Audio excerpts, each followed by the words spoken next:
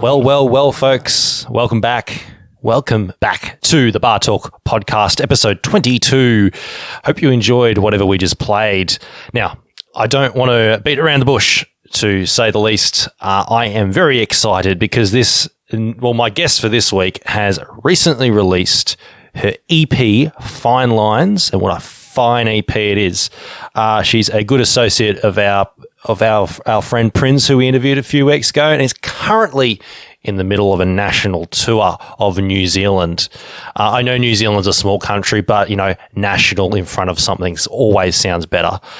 Anyway, I want to make sure that we keep things straight to the point. So let's introduce her now. I've got VǳKÄ on the line. VǳKÄ, how are you? Kia ora. Hey, I'm great, thank you. How are you doing? I'm as good as I can. I'm just sitting here, got a nice glass of fruit juice beside me, and I'm excited about this chat because you've put out. Me too.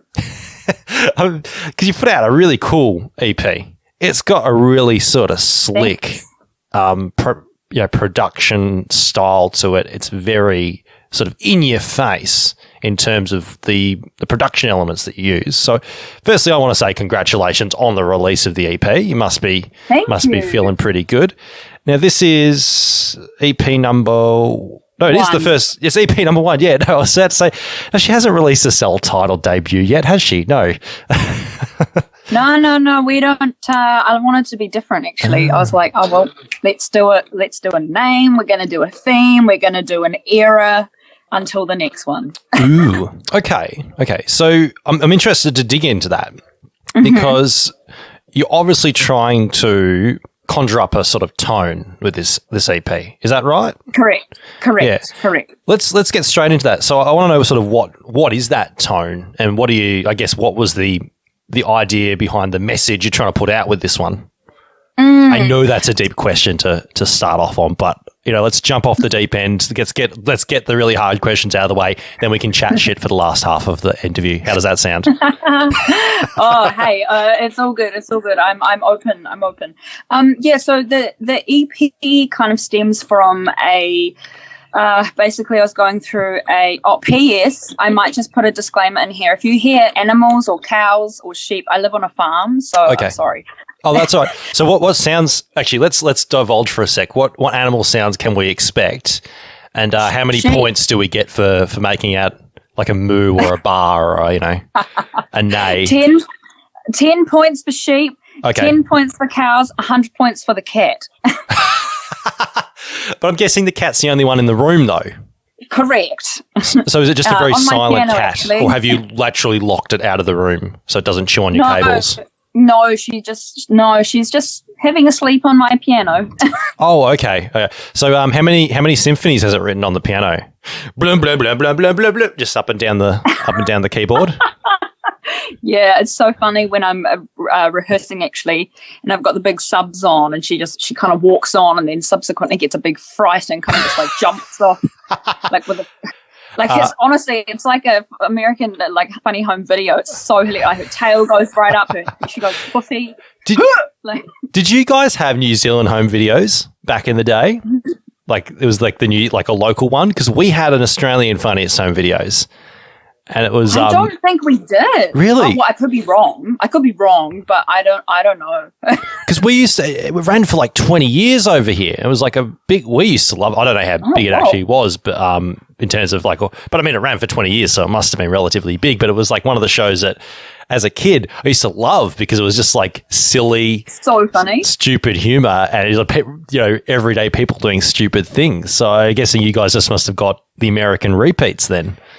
Yeah, I'd say so. Classic. Classic. I know they overlapped. Like they actually took some of the videos that were from America, but there was a lot of Aussie stuff, and then they'd have prizes and that for people with the funniest local home video. And it was, yeah. And the voiceovers were all Aussie. Like it was an Aussie production. And I used to love it. My grandma loved it. It was like such a family friendly show. Any age could enjoy it. I love that. So sorry, we digress. The EP. I love digressing. Like, I digress is like my catchphrase of this show because it happens so often. Oh, dear. Me too, though. Me too. So So the EP kind of stems from, so 2 years ago, so I lived in Dunedin in New Zealand for 7 years. So for Australian listeners, basically it's cold and miserable, and it's filled with students who like to party, and it's like 25,000 students. I don't know, I can't remember. And it's like, you know, everyone's moved out of home for the first time and like has no rain kind of thing. So I'll let your imagination run wild on that one. So, so Dunedin's, because Dunedin's down the bottom, almost, well, relatively speaking. You've got like, it's below Christchurch, isn't it? Yeah, it's really, it's I wouldn't. You can go further, but it's like why places. Are all the university towns in either rainy, wet, or cold locations? Think Boston is not exactly a tropical location. Melbourne is known as the rainy city, the 4 seasons in one day. You know. Oh yeah, that sounds like Dunedin. Yeah, and then Dunedin, as you say, is like cold. You know, it's like not exactly a tropical paradise. I think young people would want to be in warm areas. Like maybe it's the other way around. Maybe it's maybe that's why retirees, because maybe it's to be far away from the retirees as possible, because the retirees always want to go up north or south, depending on what end of the world you live on. Maybe, I don't know, but it certainly seems to be a common theme. I mean, I've never been to Harvard, but it does look lush there. So maybe, I don't know. It's like Boston, like it's right up the, you know, it's not in Florida. It's up in like New England or whatever. That's like near the top of America. Sorry, Alaska. I don't think we've had anyone listen from Alaska yet, so we can probably bag on them a bit. I wish I could go to Alaska, but alas, coronavirus. Maybe in 5 years at this stage. 5 years. Another decade. Yeah. 2023. 2030, sorry. Yeah. Anyway, we should you were about to go through a bit about the tones behind the meaning, whatever. Correct. Tones, whatever, I don't care. Something about the EP, what your aims were. So we'll let you explain for a bit. Yeah, so when I was living in Dunedin, I kind of had become succumbed to a drum and bass. So that culture with drum and bass, in New Zealand, it's huge. It's like a drum and bass or nothing. It's crazy. It's just blown up here, and so I kind of became really lost in the party lifestyle, and I sort of alienated a lot of my old friends for people who I thought that were like nice, genuine people. But unfortunately, you know, if you have a group of like 30 people, like I really don't care what people say. There's always going to be like little nuances between people. Like you might not quite like such and such as much as such and such. Like it's just human nature, right? So when I was leaving Dunedin, I felt really, really sick. Oh, and this is not a where I feel sorry for me kind of story at all. It's just what happened. It really is. It's the sob backstory, guys. Wink, wink. We've got to feel sorry for her. This is like the sob. You know, this is the break. This is the version of her breakup. This is what we're gonna. This is like the part of it. It's like the part of X Factor when, like, you know, they're gonna get through, and it's like, this is my story. This is kind of it, right? So it's more tragedy than a Shakespearean play. Exactly. So I was kind of needing to get sober. I fell really sick physically and mentally. I was going through surgery and all that kind of stuff. And I broke up with a long-term boyfriend. So it was a really crappy time. And honestly, I just packed my stuff and I just left. I moved back. I went home. I said, I'm going on a break. We all know what that means. So then I went, and I went to a Celine Dion concert. She's amazing. Celine Dion concert with Mum. Okay. And I was like, what have I been doing? I need to go do my own stuff. So went back to Dunedin, grabbed my keyboard, everything that I needed, moved back home, and reached out to a producer who also lived in Dunedin for a period of time. She was from Dunedin. Her name's Abigail Nuts and goes under the artist name Missy. And she, I've always been a big fan of her work. She's incredibly musical, comes from a classical background like myself. I wouldn't I would honestly say like a genius. Like she just has this grasp on music that is otherworldly, and so to be under her tutelage has been an absolute privilege.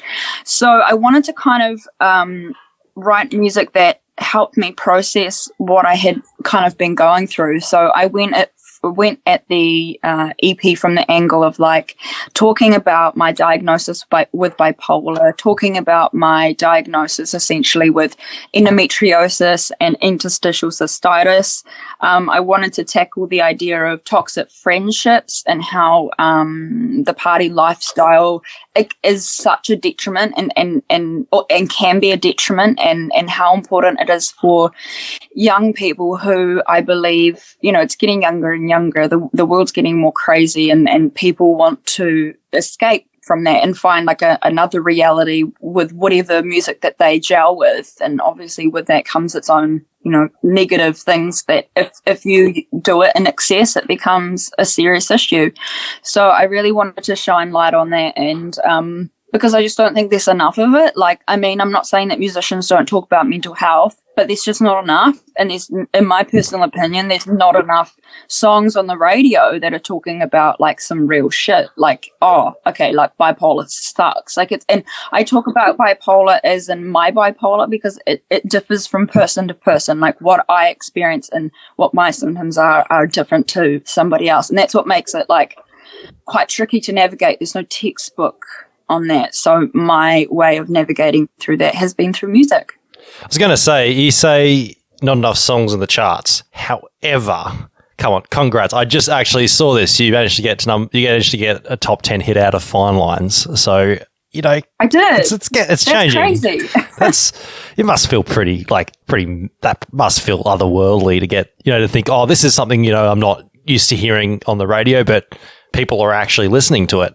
It's real bizarre. Like, honestly, it's real bizarre. I mean, I knew that it was going to go one of two ways. It was either going to be a massive fail or it was going to be, people would kind of gel with it. And, like, the fact that I was stoked with, like, one person liking it. But, obviously, Finelines is really kind of taken off, ironically, in Dunedin. So, obviously, it's a subject that people are really kind of noticing. And that's dope. I mean, that's dope. People need to talk about it. Parents need to talk about alcohol and drug use with their kids. Like, they just have to. It needs to be part of the sex talk now because it's just the kids have their phones all of the time. I'm a teacher as well, music teacher. The kids have their phones literally. It's like an extension of their hand. It's crazy. And so they're seeing stuff all the time. Like, they're getting fed things by the media, things by like that they watch on Netflix and that kind of thing. So I think the younger there is, of course, maybe like 12, 13, 14, I think is like,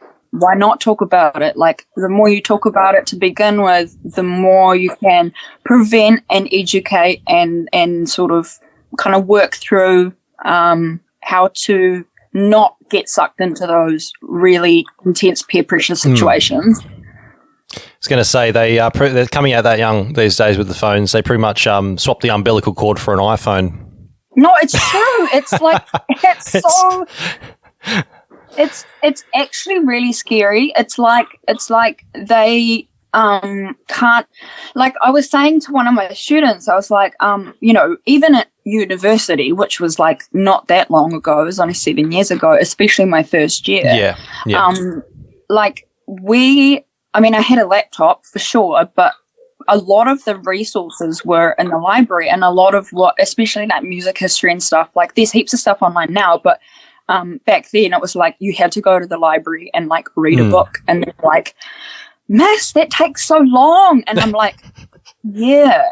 But then that also, you get that detriment as well when it's like you're trying to teach them how to sing, and they're like, but miss, it's not happening like, immediately. It's like, well, you've got this false reality in your hands. It's not what real life is like, but that's, and I guess that's why I wanted to talk about some real life shit, because kids need to hear about it. Adults need to hear about it. Grandparents. It's still there, even though the technology's around. Real life is still, surprisingly, still there. I know it's pretty hard to say that now when we're all locked inside, but, well, As in, we are. You're free to run around, you lucky bastards. But kind of. Well, I mean, I am. I live in the middle of nowhere on a farm, but like my family and I work in Auckland, so yeah. I mean, that's still level 2.5, which is kind of like it's a bit ambiguous. No one really knows what it means, but it certainly means that musicians can't play in the numbers, in bars, Mason. The numbers. What do the numbers mean? Yeah, is it a bit like that? No, yeah, it is. It is. But the rest of the country is in hopefully fingers and toes and arms and whatever else cross that we go to level 1, so that at least when we do our tour, that more than 100 people can come. I mean, that's on the premise that 100 people will come in the first place, even if but at least it allows for that kind of literally extra room, because that 100 includes obviously bar staff and us musicians and the door staff, so it really kind of leaves only like 80 people, which if they're coming down for a place that has food and stuff as well, it fills up pretty quickly, which is pretty reasonable. You nearly went to music teacher mode there with your heads and shoulders, knees and toes too. Like, that old, all right, kids, let's do it all together now. Heads and shoulders, knees and toes. Yeah, no. You'll hear me say cool bananas a lot. I'm usually, cool beans is the other one I hear. Oh, cool beans. Oh, I started saying that too. Coolio. Don't know where that one came from, but it's like different variations. It's not just cool. That's so previous generation. Oh, you're funny. Oh, stop it, you. No. Anyway, we should probably play one of the tracks. What one were we going to play? That's right. We were speaking about Finelines and how appropriate that we're actually going to play it. So tell us a bit about that, just real quickly, how production-wise that song came about between you and Abigail. Yeah, so I, although am not the most amazing producer in the world, I can produce 100%, but I don't have the nuances that like Abby has. But I love sound design. Like for me, for example, like when Flume came on the scene, like he's a huge influence of mine, and I was just like, holy moly, these sounds are so cool. And like watching his like interviews and stuff, it's like they were really like created out of, well, not thin air really, but like created to sound different. So that was kind of like a big thing for me behind this track. So we sampled my pill bottles, just to clarify they are prescription. So pill bottles, like pen dropping, paper ripping. I went to the bathroom and the washing machine was going, and you're singing along to yourself because you've been singing the song all day. And the washing machine sounded so sick. I was like, man, if you lowered this and turned it into a sub, it would be dope. And that's what we did. What we did. You did the old sampling trick. You pulled a Pink Floyd, just popping mics in random spots. Let's just put a filler in. Yeah, pretty much. Because there is, I know, actually, now that you mention that, I can sort of tell there's like these sort of weird sounds going in the background. It's like, did I actually hear that, or was that just something happening in the next room? There is a bit of that going on throughout the whole record, I noticed. Correct. Yeah, and that's just, I don't know, like I think every artist has their signature thing that they do, and like for me, I just think it's rad. I think it's really cool. It's kind of innovative in a way that people can't really copy your sounds, and I think that's really important to sound different. And there's also been a lot of sampling of traditional Ukrainian instruments. So I was born in the Ukraine, came to New Zealand when I was really young. And I wanted to touch on my family history too. So there's lots in there, and I've had reviews that say every time they listen, they hear something new. So that's, I think, a good thing. The wild Ruthenian plains, the horsemen of the steppe, accidental invasions of Crimea. That's what comes to mind when I hear the EP. No, I'm guessing V KÄ is a Ukrainian name or Ukrainian derived name, I'm guessing. Interestingly, well, I mean, my name is Veronica, but spelt with a K, which is a Ukrainian spelling. And my whole life, everyone spelt my name with a C, and it's like, no, it's Veronica with a K. So then my friends just started calling me VK, and it kind of just eventuated from there. Nice. That's cool. That's a cool background, because I was going to ask where the name came from. Anyway, let's keep it A-OK and play Finelines. Cool bananas. We'll be back soon, folks. Don't go anywhere. Ay, that was good. Guys, that was Finelines. And I don't get to say this often on this show, but the hit smash by VK. And you bet. I love it. That's very strange to hear, but keep going. Come on. Say it when you got to milk that. You got to, use a farm pun. You got to milk the cow. Oh, when you do can. You know we milk sheep? But yes. Oh, you do. You got sheep milk. I'm trying to think. Weird. just for the milk, or do you make cheese or something out of it? I think so. Well, I don't milk the sheep. That's not for me. But the farmers milk the sheep. Oh, okay. So you haven't got your hands dirty yet. Yes, just not milking the sheep. Have you ever was growing up on a farm as well, and specifically a sheep farm, what I had to do was help Dad with the tailing. I don't know if they do that on the farm you're on. I think they just they leave them. Okay. But I got to feed the lambs, all seasons. So that was super cute. They're so cute. When we used to have to, whenever a sheep's parent died on our farm, we'd have to orphan. They'd obviously get orphaned by us, and we'd have a pen specifically for them, or for a while, and we'd feed them, and they absolutely, the rest of them would really be scared of you, but these ones knew that you're just the funny looking big sheep now. And exactly. So they absolutely loved it. And the funniest thing was, because they got used to you putting a teat out to suck it, they would just suck anything you put out your fingers, and they just start sucking your fingers. And it's just like the weirdest but most satisfying. Like, it's it was, I know this probably sounds really bad and makes me sound like a weirdo, but it was like the weirdest. But okay, this sounds really bad, but it's like the weirdest, best feeling, because it's like sort of like a really, it almost massages your fingers. Like, I know that's going to sound super weird. It's like, Daniel, what the fuck? That explains everything. Growing up, getting sucked off by a lamb. It's like, holy shit. It doesn't look as bad as it sounds. And your mum would tell me off. It's like, Daniel, stop doing that. They're not going to get any milk that way. It's like, okay, crikey, I'm going to have a bloody aneurysm. Crikey. Okay, that's enough of Daniel's childhood adventures. Wink. It's time we talk to VK about her music. I want to just backtrack on something you mentioned in the previous part.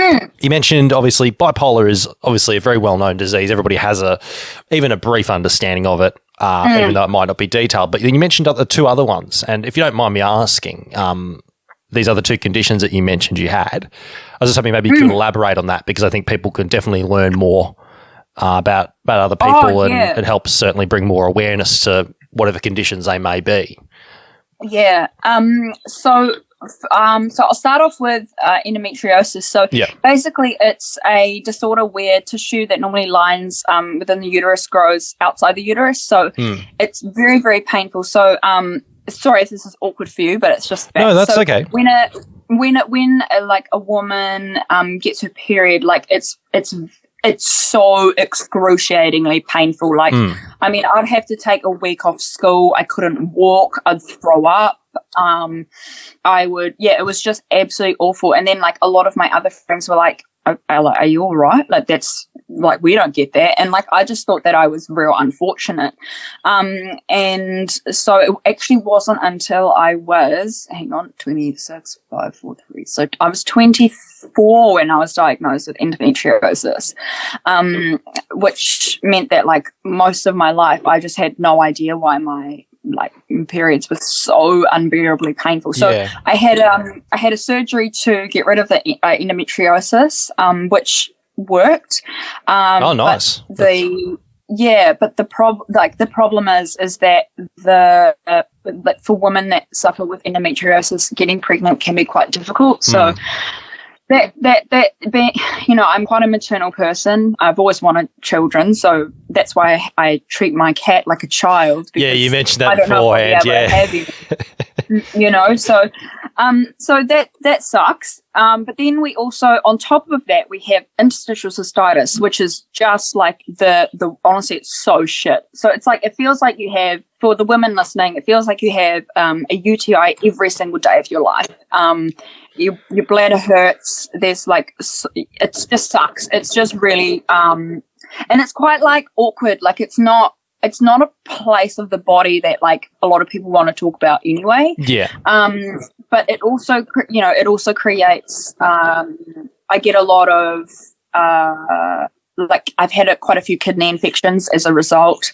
So hospitalized quite often, which, yeah, it's not the best thing, but hey, like at the end of the day, the best way for me to kind of, I don't know what the word is, not get better, but like get used to having these illnesses, because it's certainly been a huge life adjustment. Like, I mean, I can't go and do a lot of things that normal people can do. Like, I can't go to the gym and like lift stuff. I'll just hurt myself and end up in hospital. So my life is probably quite boring, especially in comparison to my days gone by, like, partying like 4 nights a week. I mean, that's not good in itself, but like, I was so outgoing. I'd go to the gym, I'd go running, like, but when I got sick, all of that changed. So for me to walk like 4 kilometers in a day, like that's like, so my energy, so I burn twice as much energy as a normal person. So like for me, 4Ks is like,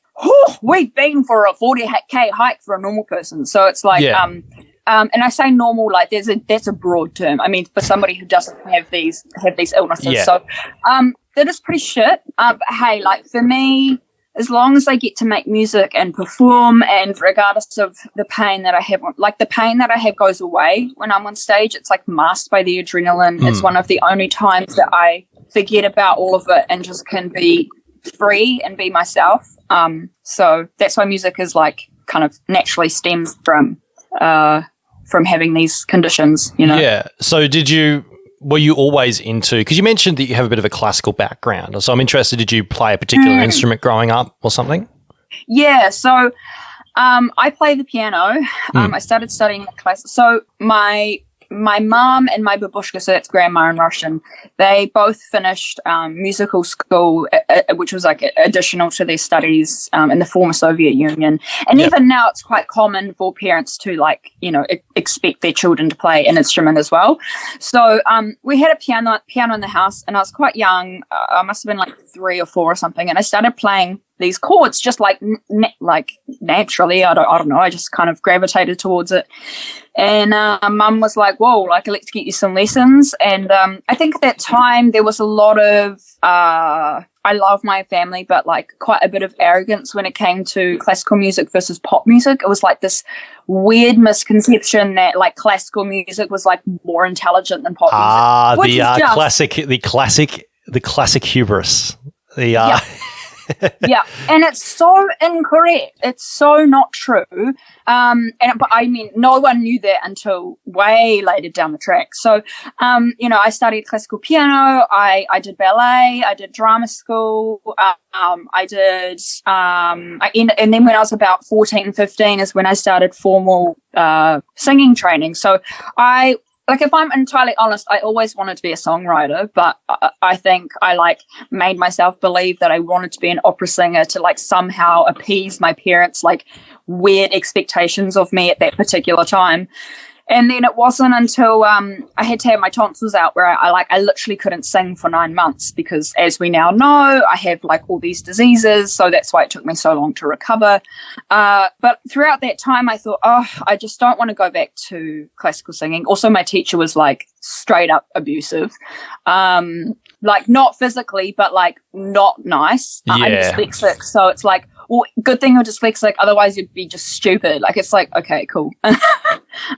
So yeah, I went to music theatre, and I'm not a music theatre kid. I mean, I can dance, but I'm certainly not my dancing is certainly not up to where like my singing and my playing is and my sort of my acting is. So then I went to jazz, absolutely loved jazz. Then when I finished jazz, I finished. I was going to say, leave some talent for the rest of us. Come on. I don't know. Then I finished jazz.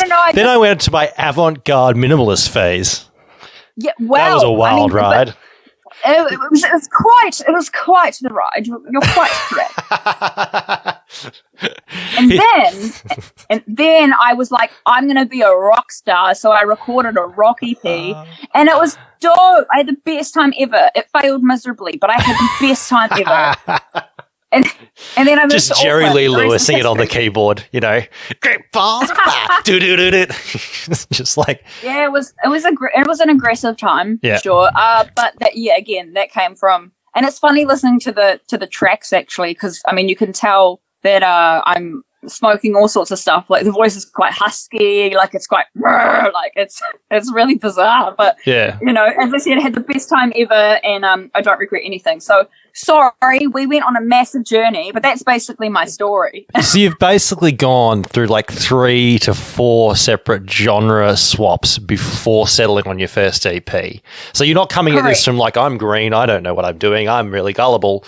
No, you've come from a space where like you've had all this background, and then you're like, no, this is where I'm going to start to make my mark. So do you think you're going to be one of those artists that, and I do ask this quite a bit because I like hearing what the differences are between different artists, but do you think you will keep genre swapping and, style hopping as you progress through your career? Hell yeah. I mean, okay, I think I say this in most interviews that I do, but it's such an integral part of my musical journey. I don't care what people say. I am like such a huge fan of Taylor Swift, and the reason for that is like, okay, firstly, you don't win, Artist of the Decade if you're crap. Wait, did she win Artist of the Decade? Yeah. This is how out of the loop I am with like what's happening in America. Which publication or whatever told her that? Was it American Music Awards? Oh, okay. So like legit Artist of the Decade. Okay, that's fair. Yeah. She's got like 10 plus Grammys, like, she's got all these other awards. Like and the thing is that, she started off, this country girl with a guitar, and then essentially she ended up in pop, and she smashed it, and then she did this Reputation album and tour, and was like hip hop and smashed it, and then her last album was like more of like a love story kind of album. She smashed it, and now she's gone to folk, which is like entirely not anything we've heard from her before.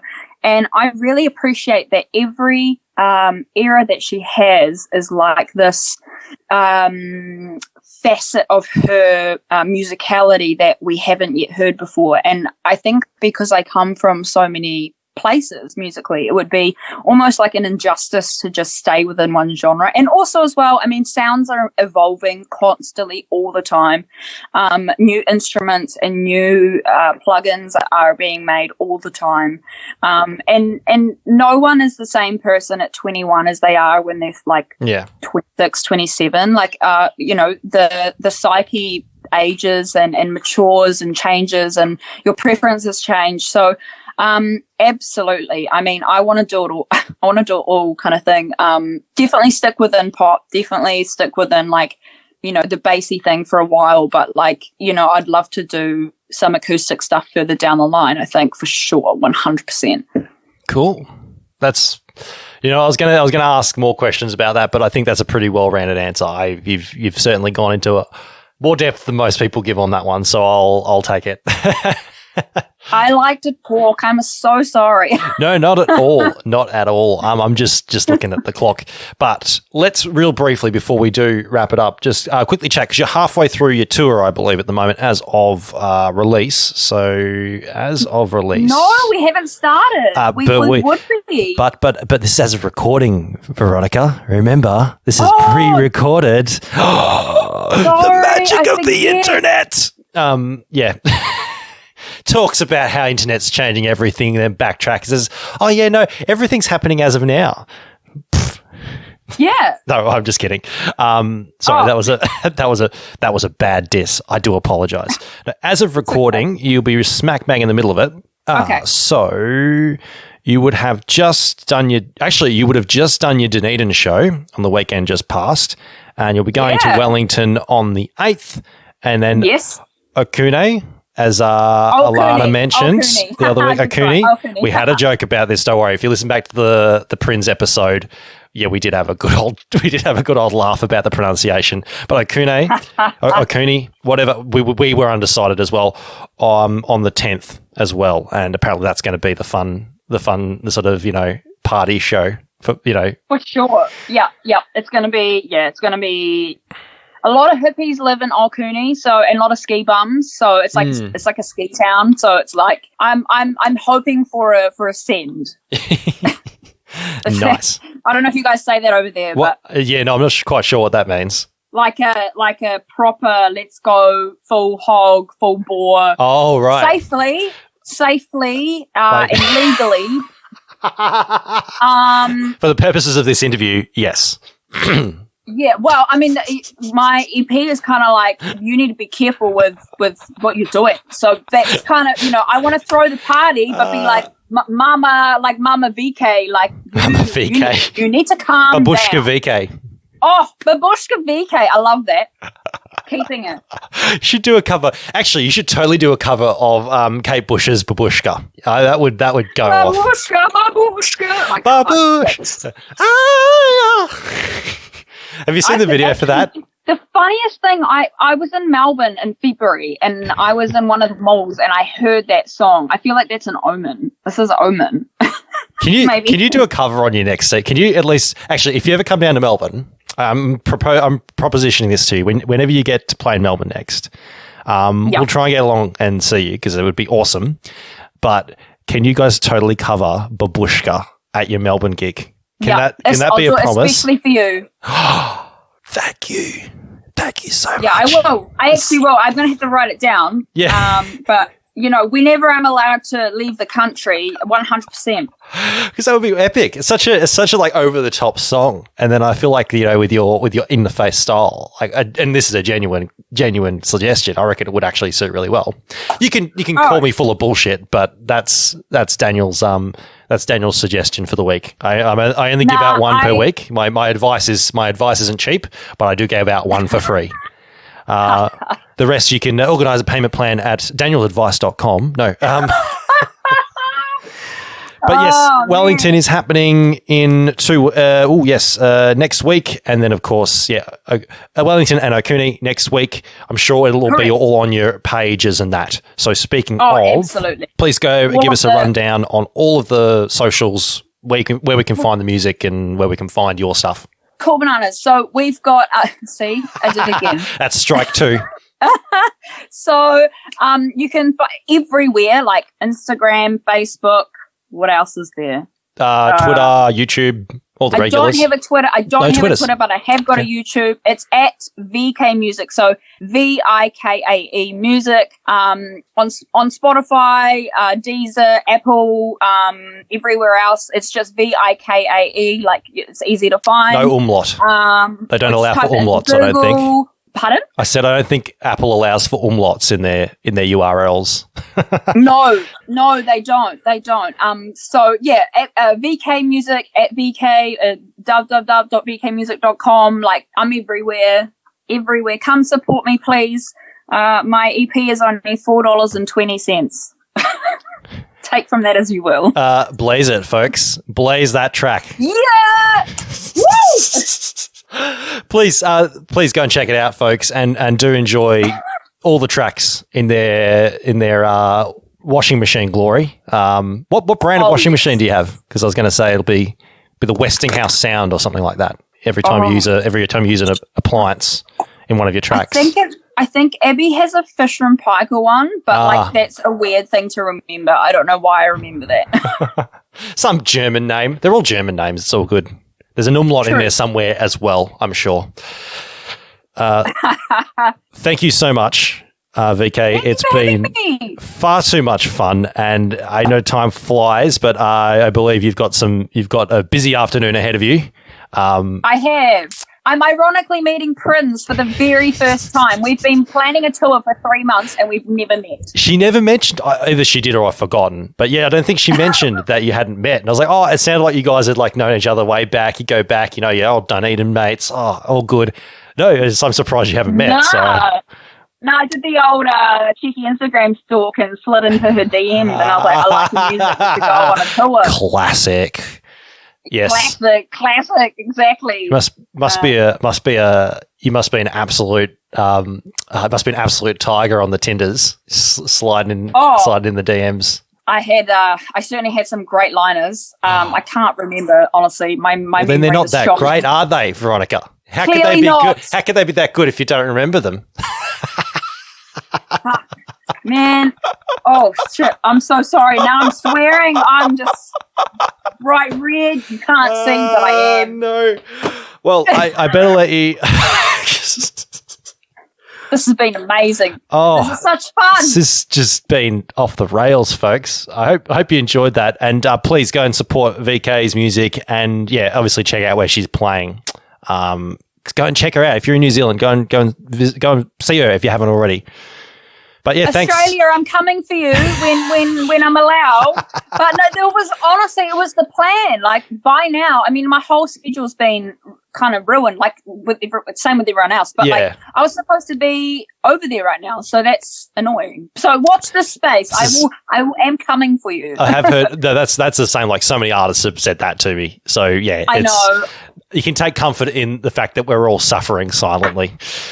At least it's all of us and not just it's all of us. We're all in this together, as they say. But we're all in this together. No, that's been in so many ads. It fucking the song's in more than 5 ads. I hate the song. Higher Love is an amazing song. I love Steve Winwood, but it's in so many fucking ads. It's like a shitty piano cover. It's always a shitty piano cover. Like there's a reason why the original is brilliant. Anyway, I digress. VK, thank you. I better let you go and do whatever you need to do. But thank you again, and please take care, look after yourself, and look after all the farm animals for me, and give us a moo and a bar whenever you feel like it. Oh man! Is that cool bananas? Cool bananas! All right. Now this one you said was one of your favourites off one of your standouts. Virus. It's obviously not about the. No.